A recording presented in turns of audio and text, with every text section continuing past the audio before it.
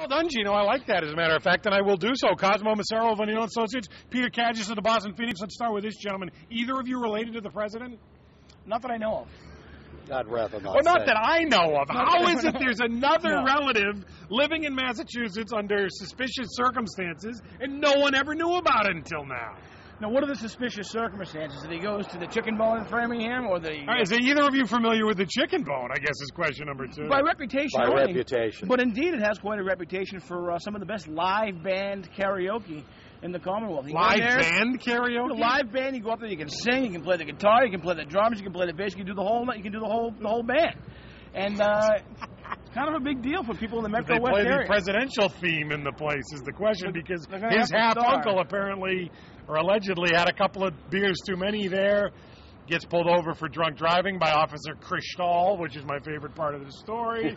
And now here we go, and it turns out Onsite Tooney's brother's been living in Framingham all this time.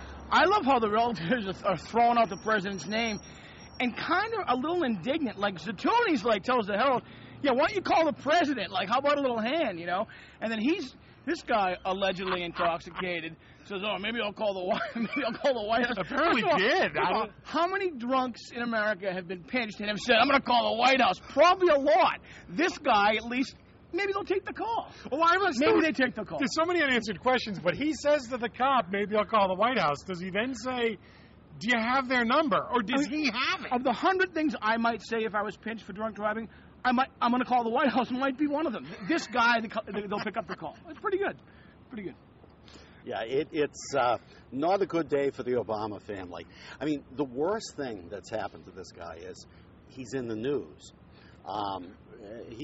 He would have been much better to just sort of go through the system. The trend with undocumented / illegal aliens is only to deport is changed. It seems to be going towards only to deport those guilty of major crimes, felonies. Also, the fact that this happened, just several days after a death by.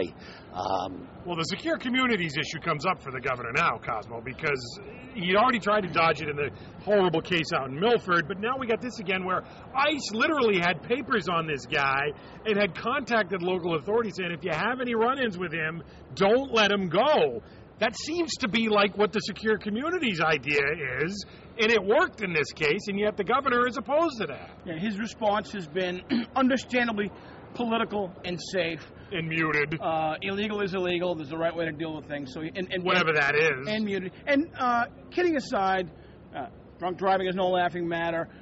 Illegal immigration is no laughing matter. And it's an issue. But politically, with the president, I mean, he's 0 for 2 with his relatives here in Massachusetts.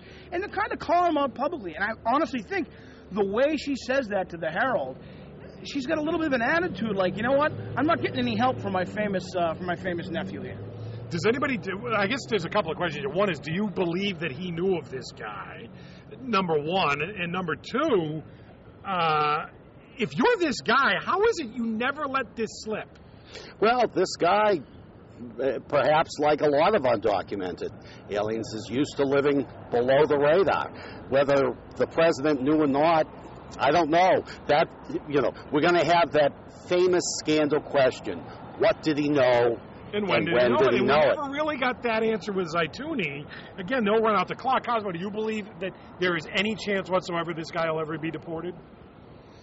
The answer is no, because you saw it with Zaitouni. I don't see how. I also don't see how the president doesn't know this guy exists. I agree. And the fact that he's been a member of that community for so long, I don't think.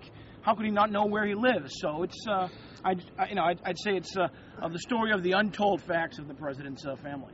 Yeah, although, no one in the press was able to discover this guy. Just on the usual, His name is Obama. How did no one ever said to him, That's hey, what I mean. Related, and he said no every time. Listen, we all have troublesome relatives out there. It isn't clear, including the president. Yeah, it isn't clear whether if his first does he use Obama as his first name, does he use it as his last name? So this. Well, that is true in the paper. Is it Onyango Obama or Obama Onyango? That's been both ways. But speaking of confusion, apparently Michele Bachmann, one of Peter's favorites, was cracking wise in Florida over the weekend, where she mentioned that maybe we haven't gotten the message from God with the earthquake and now the hurricane, and people ought to start listening to the Tea Party, is now she says she was joking. Well, you know, she is the gift that just keeps on giving. I don't know. On a scale of 1 to 10, and considering some of her past hours, I don't think this is up there with Elvis or the serial killer. But it wasn't the best line. I also think that we may be tending to make too much of it. She's got some real material now, though, with the president's half-uncle. Oh, that's the best news for her. She should have waited a couple of days. Look, you know, we had a natural disaster or hurricane. Millions didn't die. Thousands didn't die. But you know what? People died up and down the East Coast. And so it's kind of a crappy joke, if it is a joke. I don't really think it is. Do you get the joke? I don't even get what the attempted joke is. I get the joke. In other words, when are we going to wake up? You know, didn't the earthquake... So God is weighing in on the economy. Well, the last time I spoke to him, he was worried about unemployment. Look, the joke is, you know, it's a sign. No, this is a sign from God. Well, it's not much of a punchline. It's just kind of a statement. I don't think it was a joke. I think it was a comment she made.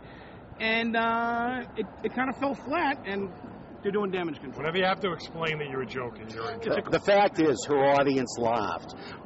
So what? The fact is, there's the internet, and now she's in trouble. Well, that's a different thing. The fact that I didn't laugh doesn't mean anything. It's not a surprise. Peter Cadges of the Phoenix, Cosmo Macero of O'Neill Associates. They're the heavy hitters. We're taking a break. Coming back, much more to do when we return. Stick around.